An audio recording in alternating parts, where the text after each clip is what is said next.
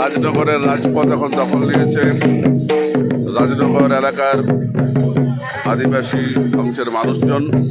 আপনারা দেখছেন তাদের জীবন যন্ত্রণার বিভিন্ন দাবি নিয়ে আলিগড় থেকে রাজনগর পর্যন্ত পদযাত্রা করার পর রাজনগর চৌপাথা মোড়ে তাদের গানের মধ্য দিয়ে আজকে সারা দেশকে মোদি এবং মমতা দুজনের মিলে যে আগুন লাগিয়েছে, বিশেষ করে গরিব আদিবাসী শ্রমজীবী মানুষের জীবনে, সেই কথাই তারা গানে গানে বলছেন এবং প্রতিবাদ জানাচ্ছেন।